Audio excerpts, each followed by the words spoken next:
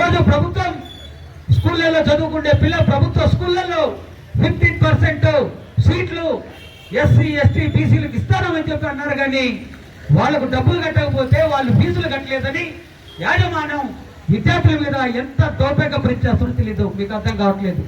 చదువుకున్న వాళ్లకు సర్టిఫికెట్లు కూడా ఇవ్వట్లేదు. ఏంటిరా అంటే అయ్యా ప్రభుత్వం మీ ఇష్టం ఉన్న డబ్బులు ఇవ్వలేదు, అందుకని మేము సర్టిఫికెట్లు ఇవ్వమంటున్నారు.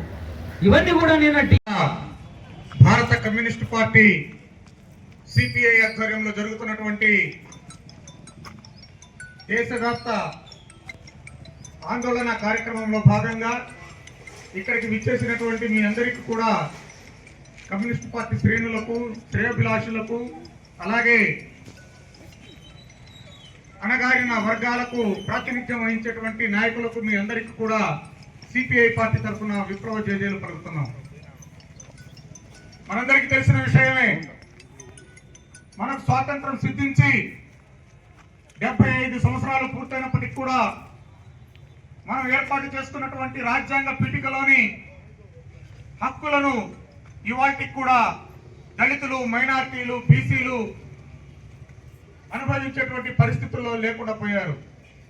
మరి ఇలాంటి సందర్భంలో ఈ దేశంలో దామాషా ప్రకారం, జనాభా ప్రాతిపదిక ప్రకారం ఎన్నికలు జరగటం వల్ల తద్వారా ఎన్నికల్లో తమ యొక్క చట్టసభల్లోకి తమ ప్రాతినిధ్యం రావడం ద్వారా ఆయా వర్గాలకు ప్రయోజనం చేకూరేందుకు గాను జనగణనలో భాగంగా కులగణన ఖచ్చితంగా చేయాలని చెప్పి భారత కమ్యూనిస్ట్ పార్టీ డిమాండ్ చేస్తుంది. మరి ఎప్పుడో 1951లో చేసినటువంటి సెన్సస్ ఆ తర్వాత ఇప్పటి వరకు కూడా ఏ వర్గం నుంచి ఎంతమంది చదువుకున్న వాళ్ళు ఉన్నారు, ఎంతమంది ఆర్థికంగా బలహీనంగా ఉన్నటువంటి వాళ్ళు ఉన్నారు, ఇవాటికి కూడా రేషన్ కార్డు కానీ అలాగే కనీస అవసరాలు తీర్చేటువంటి గృహ వసతి కానీ లేకుండా కూడు లేక గుడ్డ లేక ఇవాళ అలమటిస్తున్నటువంటి పరిస్థితుల్లో అత్యంత దారిద్ర్యపు రేఖకు దిగువగా ఉన్నటువంటి పరిస్థితిని చూస్తున్నాం. మరి ఈ దారిద్ర్య రేఖని అధిగమించాలంటే, దేశం సంపూర్ణంగా తయారు కావాలంటే ఖచ్చితంగా ఈ దేశంలో కులగణన జరగాలని కోరుకుంటున్నాం. అందుకోసం మీ అందరి సహకారం కావాలి. ఆయా పార్టీలో ఉండేటువంటి బీసీ నాయకులకు చెప్తున్నాం, ఆయా పార్టీలో ఉండేటువంటి బీసీ ప్రజలకు చెప్తున్నాం, మీరు పార్టీలు వేరైనా సరే పర్వాలేదు, మీ పార్టీల నాయకులను అడగండి. ఇవాళ దేశాన్ని వెళ్తున్నటువంటి కూటమి ప్రభుత్వం, ఎన్డీఏ ప్రభుత్వం పేదల వైపు, బడుగుల వైపు, ధనికులు అలాగే మహిళల వైపు వాళ్లకు జరుగుతున్నటువంటి అన్యాయాలు, అకృత్యాలకు వాటికి వ్యతిరేకంగా జరుగుతున్నటువంటి ఉద్యమాలను అణిచివేయటం తప్ప వీళ్ళకి ఎందుకు అన్యాయం జరుగుతుంది, దళితుల మీద ఎందుకు దాడులు జరుగుతున్నాయి, మైనార్టీల మీద ఎందుకు దాడులు జరుగుతున్నాయి, మహిళల మీద అత్యాచారాలు రోజు రోజుకు పెరిగిపోతున్నాయి, ఇవాళ విద్య వైద్యం ప్రైవేటీకరణ వైపుకు పరిగెత్తుతుంది. మరి దానికి కారణం ఏంటి అని చెప్పి ఆ మూలాల్ని శోధించడంలో పూర్తిగా వైఫల్యం చెందాయి.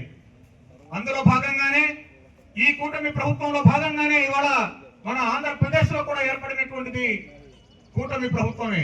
ఈ కూటమి ప్రభుత్వంలో కూడా పెట్టుబడిదారీ వ్యవస్థకు పునాదులుగా మారేటువంటి విధంగా భారత రాజ్యాంగానికి తూట్లు పొడుస్తూ పారిశ్రామిక వైపుగా ముందుకు పరిగెడుతూనే ఒకవైపు మన విశాఖ ఉక్కును ప్రైవేటీకరణ చేస్తుంటే చోద్యం చూస్తున్నటువంటి పరిస్థితి మనం ఇప్పుడు పాలకలో ఉన్నటువంటి తెలుగుదేశం ప్రభుత్వం కూటమి చేస్తుంది.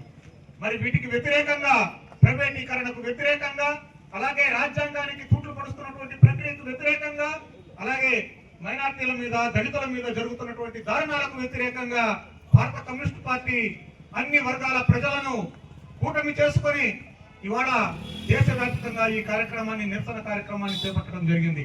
ఈ కార్యక్రమానికి ప్రతి ఒక్కరూ కలిసి రావాలని చెప్పి ఈ సందర్భంగా మీ అందరికీ తెలియజేస్తూ విజ్ఞప్తి చేస్తున్నాం.